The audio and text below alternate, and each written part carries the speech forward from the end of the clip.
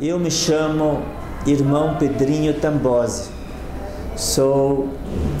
Nasci em Santa Catarina e eu me lembro que no início deste ano, alguém, no primeiro dia em que nós fizemos a Pastoral Juvenil Marista,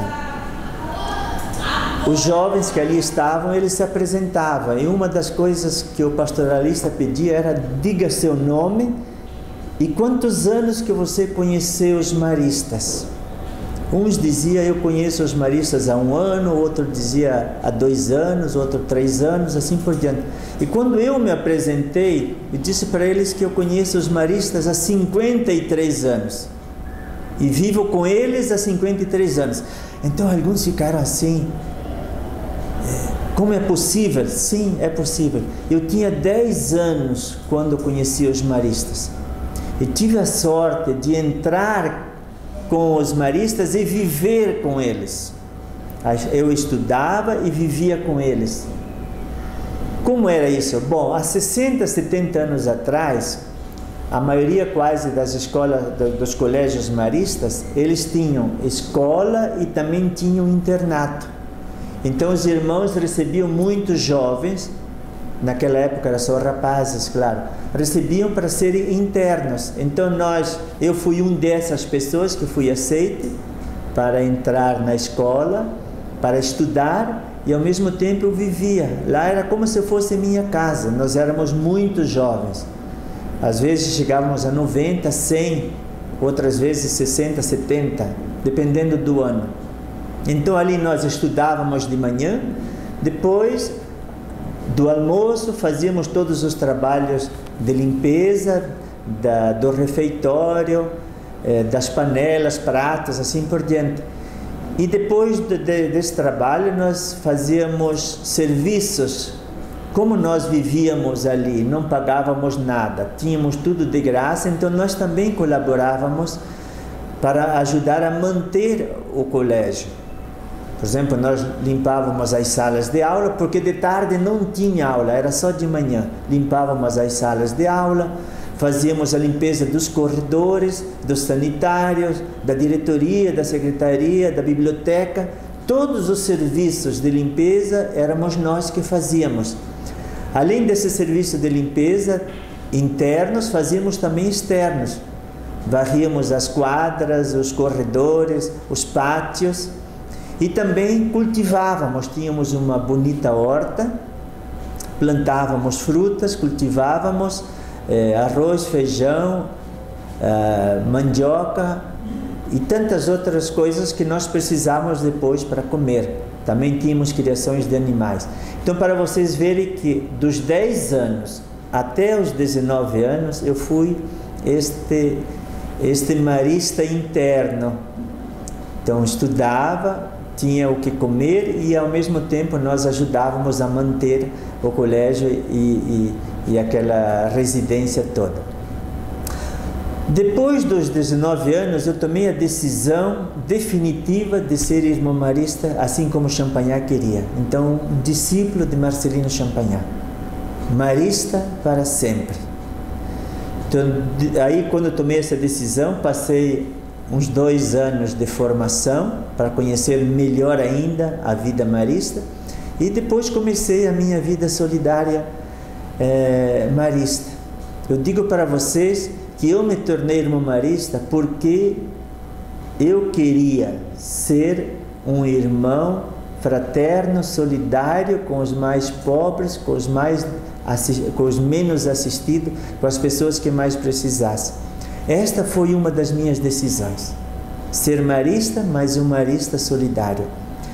Então, nos meus primeiros anos de irmão marista, eu trabalhava também nas escolas inclusive particulares, mas nas escolas eu animava os jovens, os alunos, para nós fazermos gestos de solidariedade, campanhas, por exemplo, campanha do agasalho, campanha da comida, campanha de visita às famílias. E era muito interessante, porque durante a semana nós preparávamos esta campanha.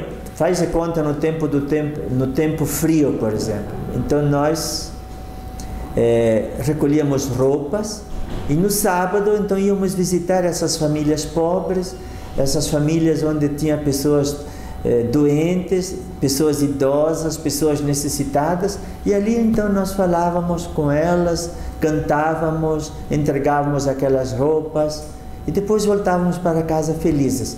E eu me lembro uma vez de uma visita que fizemos a uma senhora, uma idosa, velhinha, que morava sozinha.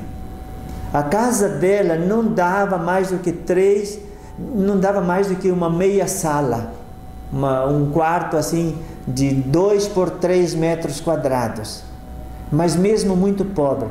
E um menino perguntava para ela: vó, a senhora não sente frio? Que era naquele mês de julho, agosto, o oeste catarinense é muito frio, dá muita geada e neve. Então ele perguntava: vó, a avó não sente frio? Porque ela tinha pouca roupa e aquela casa dela nem era casa, era qualquer coisa, tipo um barraquinho. Ela dizia: filho, Deus dá o frio a quem tem roupa. Eu tinha naquele momento, acho que 23 anos, era esta a minha idade. Nunca mais me esqueci, vejo até agora aquela senhora, bem velhinha, mais de 70 anos, ela dizendo: filho, Deus dá roupa a quem tem frio. Significa que ela confiava em Deus, ela sabia que Deus a protegeria, mesmo estando sozinha naquele pequeno barraco ali. Então, depois desses anos, foram 8, 9 anos que eu trabalhei em escolas particulares, é que eu fiz a minha primeira e maior experiência de solidariedade. Eu fui trabalhar no norte do Brasil, na região amazônica. Eu digo para vocês que aquela foi a experiência mais bela da minha vida. Claro que eu era bastante jovem, quando fui para lá tinha 26 anos, fiquei lá mais ou menos, um pouquinho menos de 7 anos. Então, trabalhando com aqueles povos ribeirinhos, aqueles povos indígenas. Depois vinha muita gente do Nordeste, especialmente do Ceará, cearenses que saíam de suas terras, porque lá tinha problema de seca, então vinham ali para encontrar lugar para viver. E também vinha gente da região do Pará. Então foi muito bela aquela experiência aí, trabalhando com essas pessoas pobres, abandonadas. Inclusive, um lugar lá, tinha um acampamento onde as pessoas ocuparam uma terra vazia que lá estava.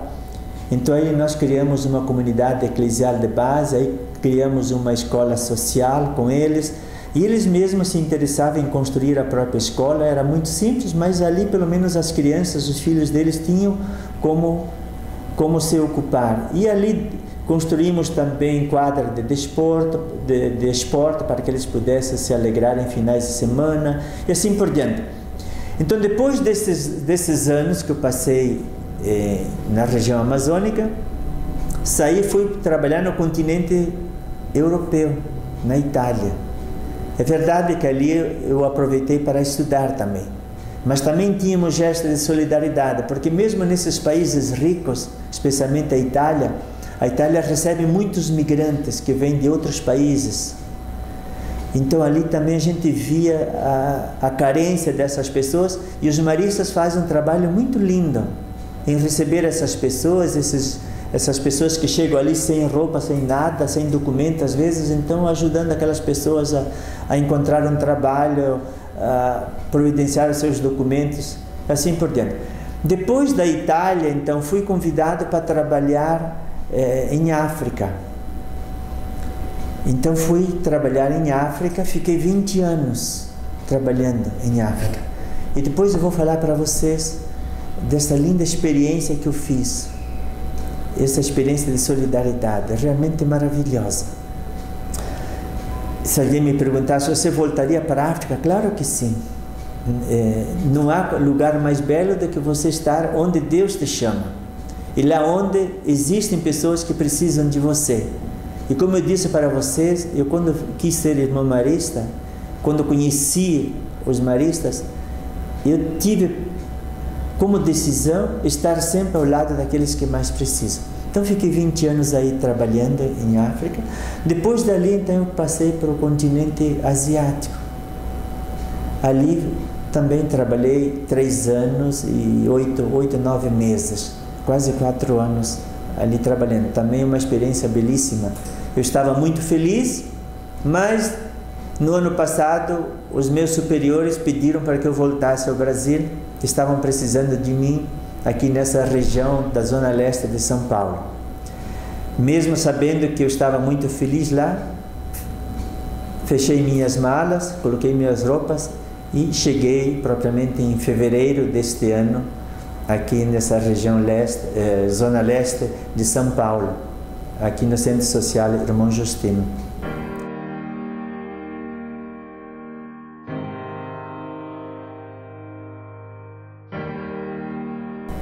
Interessante porque a Ana nos enviou para nós, por exemplo, este material para orientar esse encontro. E está escrito assim, ó, Missão Solidariedade Marista, Irmão Miguel Anja. Olha, Missão Solidariedade, Irmão Miguel Anja. Então eu perguntei para muitas pessoas, afinal, quem é esse tal de Miguel?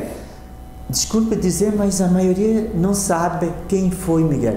Se ali aparece o nome dele, é porque ele é uma pessoa importante. É uma pessoa importante. Ele é como que o nosso patrono. Como que o padroeiro da vossa Missão Solidariedade. É como que se disséssemos assim, eu quero imitar o exemplo do irmão Miguel para esta missão de solidariedade. Então, realmente, ele foi uma pessoa maravilhosa. Então, quero falar para vocês sobre ele. Então, o irmão Miguel, ele não é brasileiro, ele nasceu na Espanha. E ele já com 17, 18 anos, já antes do que eu ainda, ele já se decidiu em ser irmão marista, ser missionário marista. Então, ele entrou também, ele deixou de ser interno, ficou marista, passou 2, 3 anos também de formação mais específica. E aos 20 anos, olha só, vocês imaginam, um rapaz de 20 anos, ele abandona a Espanha, deixa o seu país, deixa a sua família, seus parentes e vai como missionário para a Argentina. Trabalhar na Argentina. A Argentina nós conhecemos, é um país que fica perto de nós. Ele ficou ali durante 13 anos. Vocês procurem sempre colocar dentro de vocês, quando eu vou falando, né, que vocês também são missionários. Quando eu falei de mim, eu estou falando do irmão Miguel, né, que vai ser o nosso padroeiro desses dias. Você não pode deixar de pensar, eu também sou missionário, você também é esse missionário, você também se apaixonou pela vida marista, você também sentiu o chamado de Deus dentro de você. Eu não acredito que foi só por fazer um passeio que vocês foram a Santos. Não acredito que vocês foram para fazer um piquenique, para conhecer um lugar diferente. Eu tenho certeza que Deus vos colocou uma semente dentro de vocês. Alguma coisa diferente está dentro de vocês e vocês estão ali. E o irmão Miguel foi assim, aos 20 anos sai e vai para a Argentina. Ele fica 13 anos. Depois desses 13 anos, ele recebeu um convite para trabalhar em África. A vida dele foi muito bela, sempre dedicada aos pobres, aos mais carentes, aos mais necessitados. E no último ano da vida dele foi dramática, porque aquele último ano ele foi trabalhar num campo de refugiados que fugiam da guerra.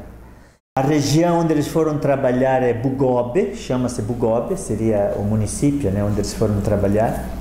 E era na República Democrática do Congo, país até hoje, né? Antigamente se chamava Zaire, hoje é a República Democrática do Congo. E eu trabalhava ao lado, como nós vamos ver agora, na imagem seguinte. Então nós temos aqui o país, né, da República Democrática do Congo.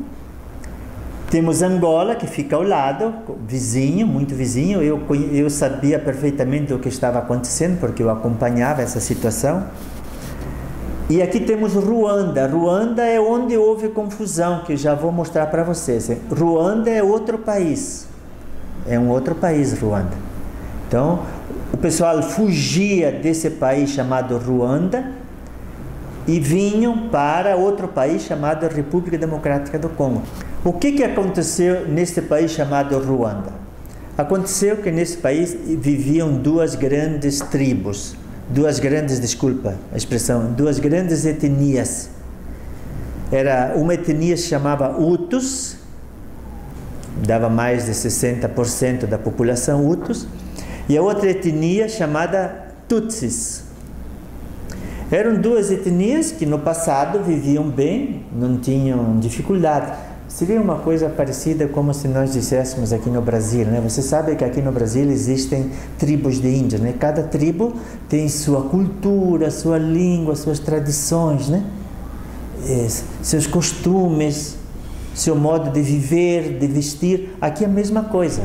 Essas duas etnias, mesmo sendo africanas, elas também tinham suas línguas, seus costumes. Mas houve uma confusão. De repente, o presidente do país, que era Hutus, foi assassinado.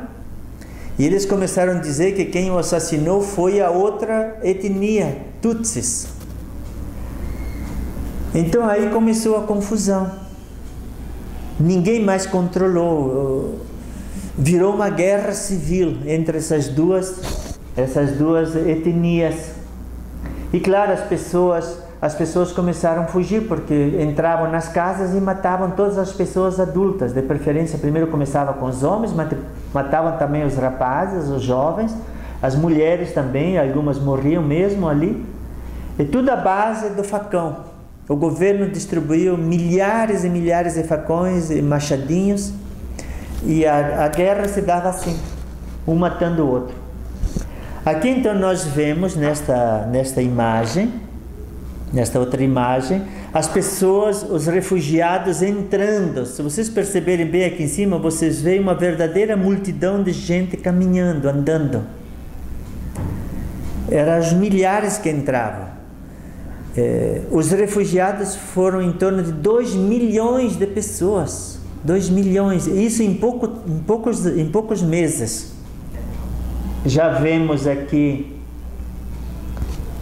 as pessoas buscando refúgio. Vocês veem nestas fotos as pessoas se aglomerando, e ali no meio deles, claro, estão os irmãos ajudando essas pessoas que vêm chegando. Todas amontoadas, são 30.000 pessoas. As pessoas se aglomerando, tentando alguma coisa para se agasalhar e pedindo ajuda e apoio. Em 1994 é que começou esta confusão, 1994. Lembrá-los que depois, em 95, é que eu iria trabalhar com eles ali. Só que neste ano eu fui trabalhar em Angola, que é vizinho. Angola fica ao lado. E outro irmão então entrou no meu lugar para compor, que eram 3, então mais 4 irmãos. Em 95 então se formou o grupo. Em 96 então é que ficaram somente aqueles 4 irmãos, porque antes, em 94, tinha alguns irmãos ruandeses que eram da mesma etnia dos Hutus, que estavam junto ali. Eles voltaram para casa, que eles estavam sofrendo muito, por causa dos seus familiares, tinham perdido tudo, então vieram esses outros irmãos para estar junto com eles.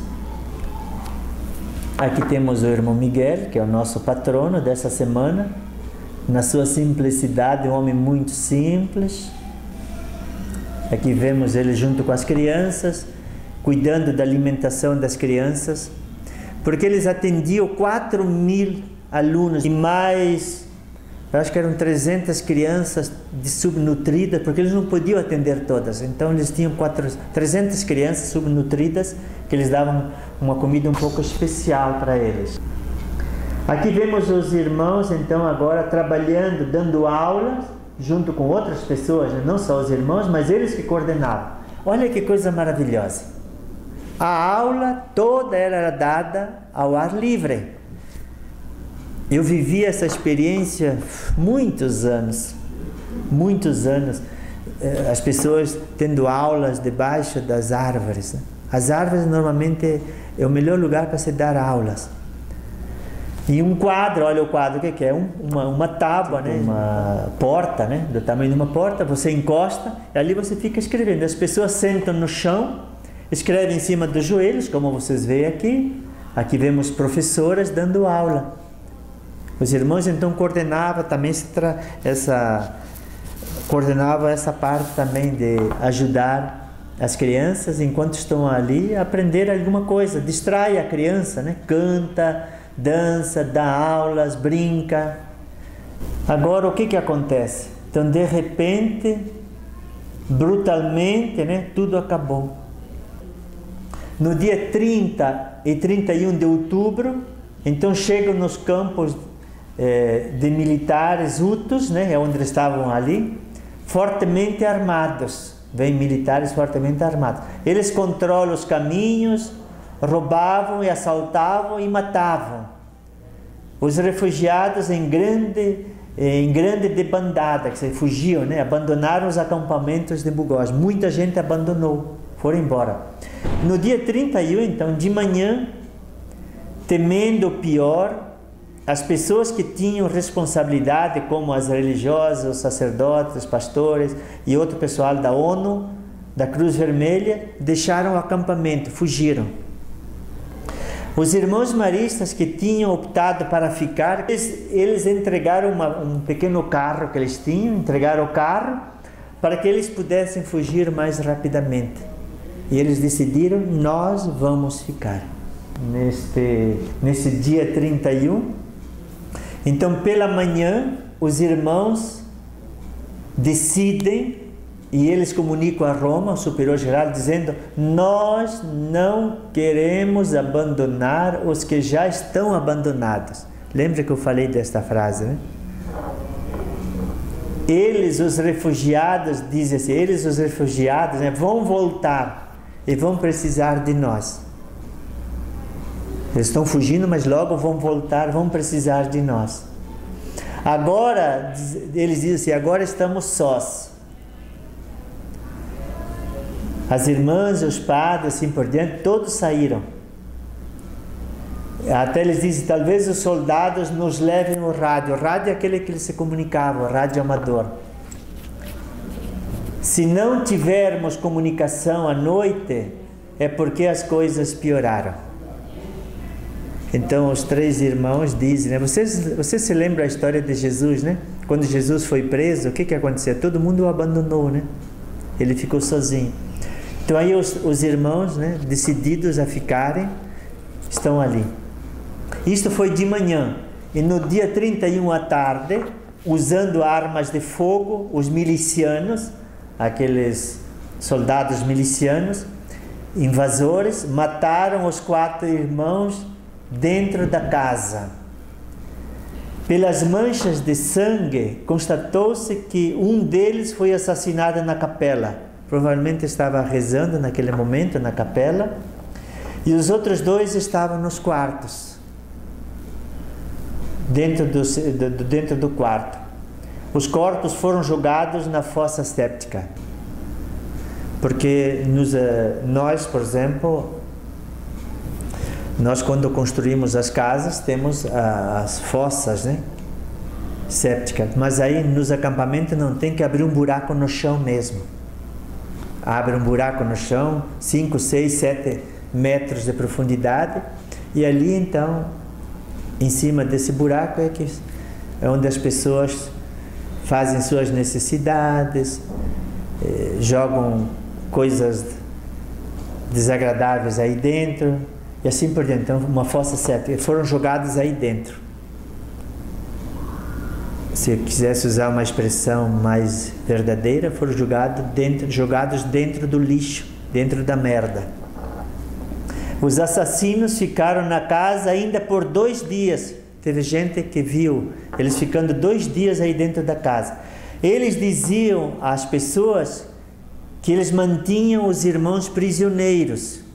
Eles não diziam que eles tinham matado os irmãos, só diziam que eles mantinham os prisioneiros, porque eram espiões Eles diziam, eles estão prejudicando, estão atrapalhando aqui. Então eles estão mantidos prisioneiros.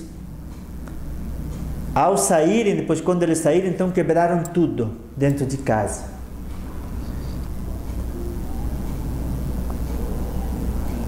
Interessante porque os corpos, a população pensava que os milícias, o pessoal da milícia teria levado eles embora. Mas na verdade não, eles tinham matado os 4 irmãos. Então 14 dias depois é que viram que os corpos dos irmãos estavam dentro daquela fossa séptica. Porque os irmãos não apareciam. Viram sangue dentro de casa e então foram vendo e descobriram que os irmãos estavam naquele buraco profundo, aquela fossa séptica, onde jogavam o lixo, faziam as necessidades, assim por diante, jogavam água suja, assim por diante. Estavam eles lá dentro. Então foi preciso cavar um poço paralelo ao lado, né? Veja que estão cavando ao lado, para poder descer, que era muito fundo, para chegar lá embaixo, como já estamos vendo, aqui já estamos vendo os irmãos aparecendo ali já mortos, né? Então cavaram mais um poço ao lado, paralelo, né? E foram descendo, até chegar neste lugar onde eles estavam mortos. Depois então foram enterrados, aqui vemos, foram enterrados não ali, num outro município onde tinha irmãos maristas, porque na República Democrática do Congo tinha irmãos maristas. Então levaram numa cidade vizinha, onde tinha irmãos, e lá então foram sepultados os 4 irmãos. Vocês estão vendo que eles foram sepultados dentro de plástico, né? Não tinha caixão, como vocês estão vendo aí. E agora, né? Eu queria vos deixar uma mensagem final. Uma mensagem final como conclusão. Primeira mensagem é esta, que vem de Jesus. Jesus disse assim: se querem me seguir, se vocês querem me seguir, se vocês querem estar comigo, querem me ajudar, diz ele, Jesus, tome a sua cruz todos os dias e siga-me. Esta frase até hoje tem muito valor. Se você quer realmente seguir a Jesus, tome a sua cruz. Nesses dias que vocês vão estar ali em Santos, não são dias de passeio, não são dias de piquenique, são dias de você se enriquecer, de descobrir o ser humano, o sagrado do ser humano, ver o sagrado que está dentro, não no exterior, não na roupa, não nos cabelos, na roupa suja, o corpo sujo, ou no cheiro das pessoas. Não, você vai descobrir Jesus que está dentro. Jesus é assim: tome a sua cruz todos os dias. Mesmo quando você tem dificuldades, né? Tomar a cruz significa os momentos difíceis, com dificuldades, né? Tome a sua cruz e siga Jesus. Porque Jesus vai contigo. Jesus vai te dar força para você, nesta semana, fazer uma belíssima experiência de solidariedade. Uma segunda frase de Jesus, ele mesmo disse: no mundo vós tereis aflição, contanto tenham coragem, porque eu venci o mundo. De Jesus: no mundo vocês terão aflições. O que é aflição? Aflição é dificuldades, é angústia, é medo, às vezes é aflição, é tristeza, né? No mundo tereis aflição, mas coragem, porque eu venci o mundo. Vocês também estão num campo de missão, vocês estão fora de casa, vocês não estão nas vossas casas. A casa onde vocês estão, onde vocês vão dormir, é diferente. Não tem, talvez, aquele aconchego que você tem. Mas coragem, porque você não está ali por causa disso. Você está ali por causa do ser humano, por causa de Jesus, que te convida a olhar para essa pessoa pelo qual vocês vão fazer a solidariedade. Coragem de Jesus, porque eu venci o mundo. Você também vai vencer. Uma outra frase que é muito marista, que nós costumamos muitas vezes falar quando a gente vai numa missão, quando a gente vai visitar alguém, é assim: é proibido queixar-se. Por que eu digo isso? Porque tem muita gente que, infelizmente, parece que são azedas, né? Vive se lamentando. Lamentam porque a cama não é boa, lamentam porque a comida não tem o sabor, lamenta porque a comida tem sal demais, lamenta porque não tem saídas, fica aí se queixando porque os colegas ficam se queixando porque não sei o que, né? Porque o clima, a temperatura, não sei mais o que. Não, é proibido queixar-se. Se você quer fazer uma missão de solidariedade bonita, por favor, trabalhe e não se queixe. Claro que é diferente se eu estou sentindo dor de cabeça, se eu estou sentindo, por exemplo, dor de estômago.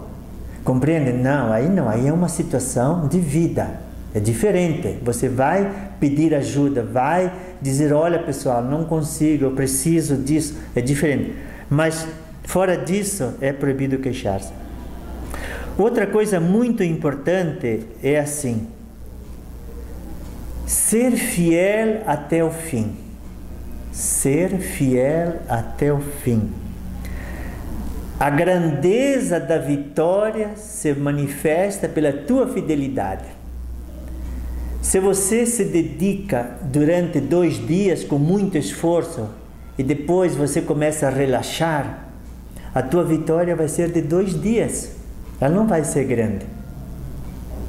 Se você se dedica 5 dias com muito esforço e depois você começa a relaxar, a tua vitória será de 5 dias. Então, ser fiel até o fim significa perseverar. Perseverar. Cada dia vocês vão ter desafios novos. Então, cada dia enfrentar esses desafios novos. Não desanime pelo caminho. Anda, avança, reze, apoia-te no teu colega. Outra coisa também importante, que vai um pouquinho com a anterior, é não desanimar o outro. Olha só. Eu posso estar desanimado, mas eu não tenho direito de desanimar o meu colega. Não tenho direito. Antes, o contrário, anime o teu colega. Mesmo que você mesmo que você se sinta um pouquinho cansado, não tem problema. Isso faz parte da vida. Isso faz parte da vida. Agora, não desanime o teu colega. Antes, o contrário, anime. Se você sente que ele está precisando do teu apoio, se aproxime dele. Ofereça o teu ombro, amigo, e ajude, né? Evite as fofocas. As fofocas às vezes desanima muito. Outra coisa muito importante: sejas um farol. Sabes o que é um farol, né? Aquela luz grande que fica lá no alto, onde as pessoas olhando para aquela luz sabem se posicionar dentro de um mar ou dentro da terra. Ser farol significa o quê? Seja luz para os outros. Trevas, não escuridão. Seja luz. Seja flor para o teu amigo, não sejas espinho. Estão vendo, né? Ser flor e não ser espinho. Ser luz e não ser trevas. Depois, qual é outras coisas? Por exemplo, seja perfume, sorriso, amabilidade. Acredite, tenha fé, esperança, entusiasmo, vibração, coragem, disposição, generosidade. Dê o máximo de você. Veja quantas coisas, né, que você pode fazer durante essa semana. E eu vos prometo, queridos jovens e pastoralistas, que em todos esses dias não vou esquecer-vos. Inclusive, neste momento que vocês estão ouvindo a minha fala, eu estou em retiro, com muitas pessoas em retiro.